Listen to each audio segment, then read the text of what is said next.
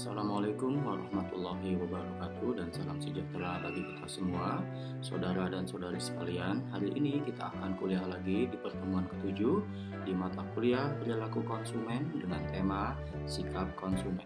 Saudara dan saudari sekalian, sekarang kita akan mendefinisikan terlebih dahulu apa itu definisi dari sikap. Jadi di sini menurut Angel, Blackwell, dan Miniar, sikap itu adalah sikap yang menunjukkan apa yang konsumen sukai dan apa yang tidak disukai. Lalu Zygmunt dan Knuth bilang bahwa kecenderungan yang dipelajari dalam berperilaku dengan cara yang menyenangkan atau tidak menyenangkan terhadap suatu objek tertentu. Jadi di sini kita akan melihat apa yang konsumen suka dan apa yang mereka tidak. Lalu saudara, menurut Mowen dan Minor di tahun 1998, hubungan antara kepercayaan, sikap, dan perilaku itu bisa disusun dalam beberapa hal, yaitu yang pertama, konsumen itu pertama kali akan memiliki kepercayaan terlebih dahulu terhadap suatu produk yang berasal dari pengetahuan mereka. Setelah mereka percaya, maka akan muncul yang disebut sebagai pembentukan sikap konsumen.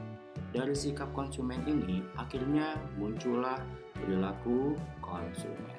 Yang dimana seperti kita ketahui, perilaku konsumen ini bertujuan untuk mengetahui bagaimana konsumen itu memutuskan pembelian. Lalu saudara, sikap ini memiliki 8 karakteristik. Yang pertama, sikap ini adalah memiliki objek, di mana sikap konsumen terkait dengan objek yang terkait dengan konsep konsumsi dan pemasaran. Sebagai contoh, saudara lihat ada di situ ada pecel lele gitu ya. Ada sebagian orang yang suka dengan lele, ada sebagian yang tidak. Kenapa? Karena ada sikap konsumen menyatakan bahwa lele itu dipeliharanya di septic tank. Salah satu contoh begitu, ya.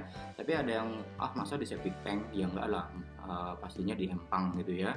Tapi ada yang menganggap bahwa lele itu dipelihara di septic tank, oleh karenanya mereka tidak mau mengkonsumsi ikan lele begitu.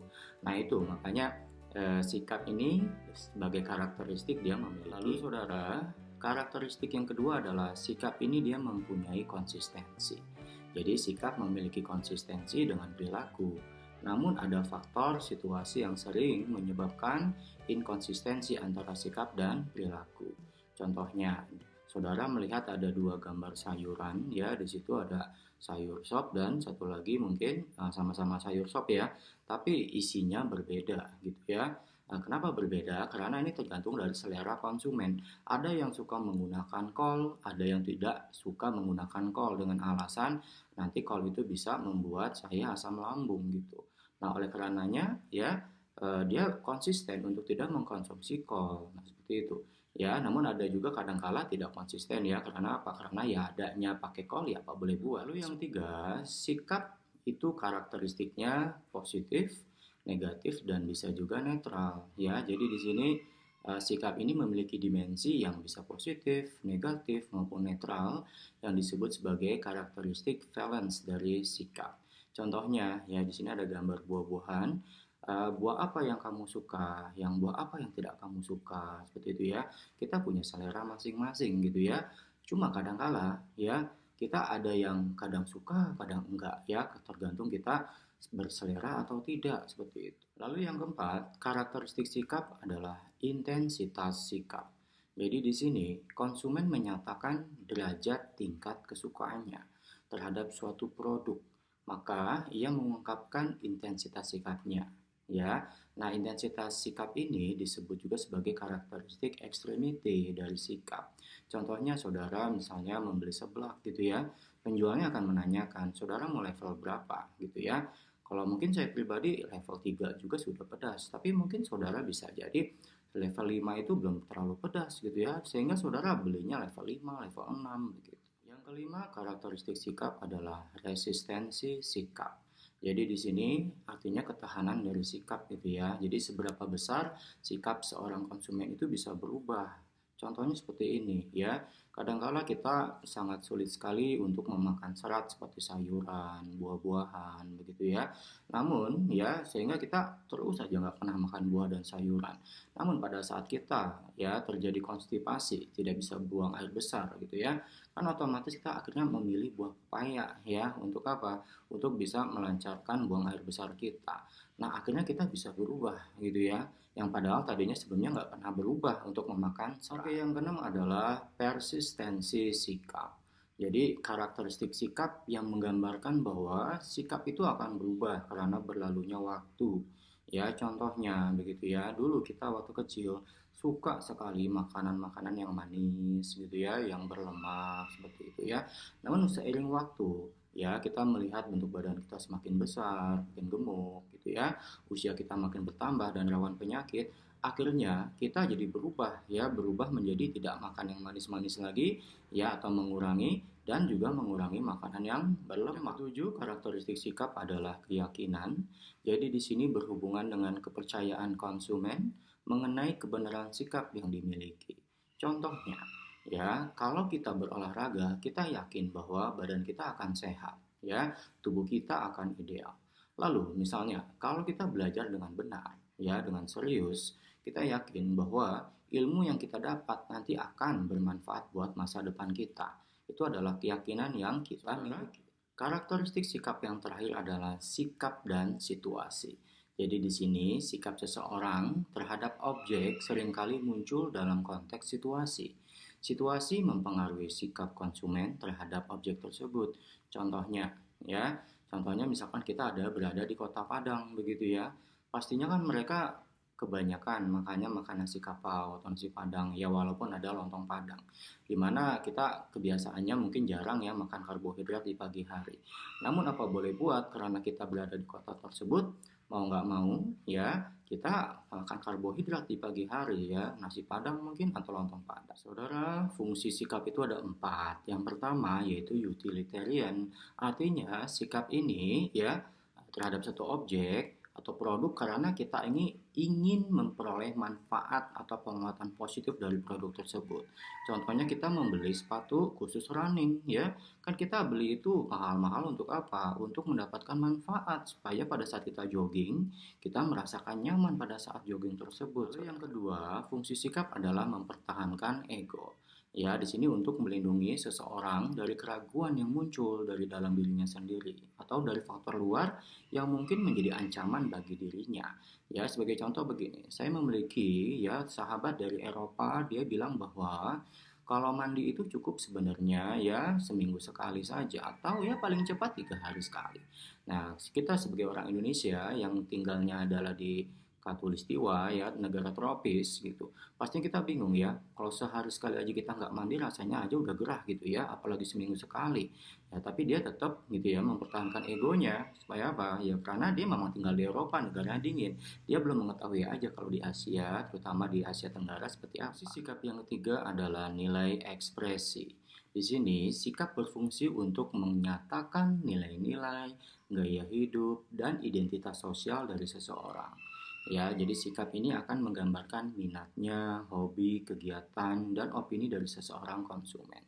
Sebagai contoh, saudara lihat foto yang ada di depan, ya, bahwa dia ini lagi traveling di luar negeri, ya. Saya nggak tahu apakah itu di Eropa atau mungkin di Amerika, gitu ya. Tapi yang pasti, ya, salah satu bentuk sikap kita, ya kita mengekspresikan bahwa kita lagi berada di luar negeri dan kita foto-foto di situ dan kita memamerkan ke media sosial, gitu ya. Itu menggambarkan bahwa minat kita adalah traveling, hobi kita juga traveling gitu ya, dan kita suka difoto. Saudara, perlu saya tambahkan ya, ada satu lagi sebenarnya fungsi sikap, yaitu pengetahuan. Jadi pengetahuan ini seringkali ya konsumen perlu tahu produk terlebih dahulu sebelum ia menyukai, kemudian dia membeli produk tersebut. Keingintahuan itu salah satu karakter konsumen yang penting. Ya, ia selalu ingin tahu banyak hal yang merupakan kebutuhan konsumen.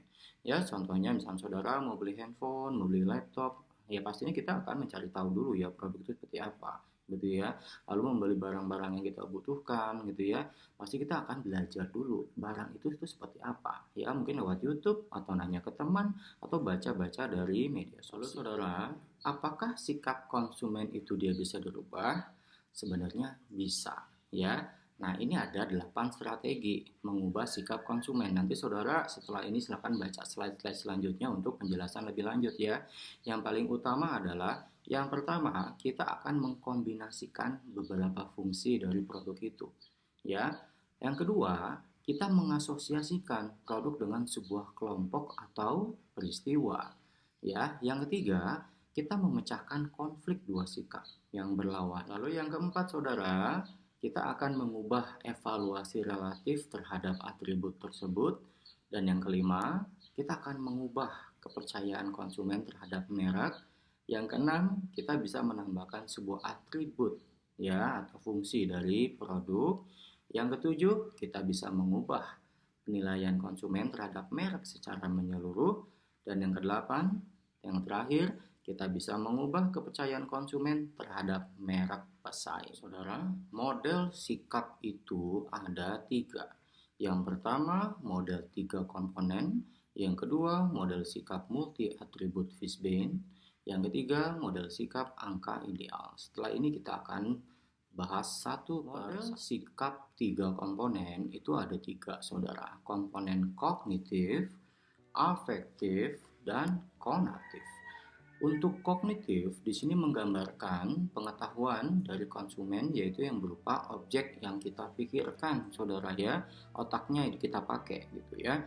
Lalu afektif itu berdasarkan perasaan atau emosi dari konsumen. Lalu konatif itu kecenderungan untuk melakukan gitu ya, untuk melakukan tindakan tertentu. Model sikap yang kedua adalah model sikap multi atribut atau Fishbane ya. Jadi model tersebut menjelaskan bahwa sikap konsumen terhadap suatu objek itu ya, baik itu berupa produk atau merek, itu sangat ditentukan oleh sikap konsumen terhadap atribut-atribut yang dievaluasinya. Jadi model atribut itu menggambarkan bahwa sikap konsumen terhadap suatu produk atau merek, sebuah produk ditentukan oleh yang pertama kepercayaannya konsumen, evaluasi pentingnya atribut dari produk. Model sikap yang ketiga adalah model sikap angka ideal. Jadi model angka ideal ini memberikan informasi mengenai sikap konsumen terhadap merek suatu produk dan sekaligus bisa memberikan informasi mengenai merek ideal yang dirasakan oleh konsumen. Jadi model angka ideal ini memberikan informasi mengenai evaluasi konsumen terhadap apa yang dirasakan oleh konsumen dan apa yang diinginkan oleh konsumen.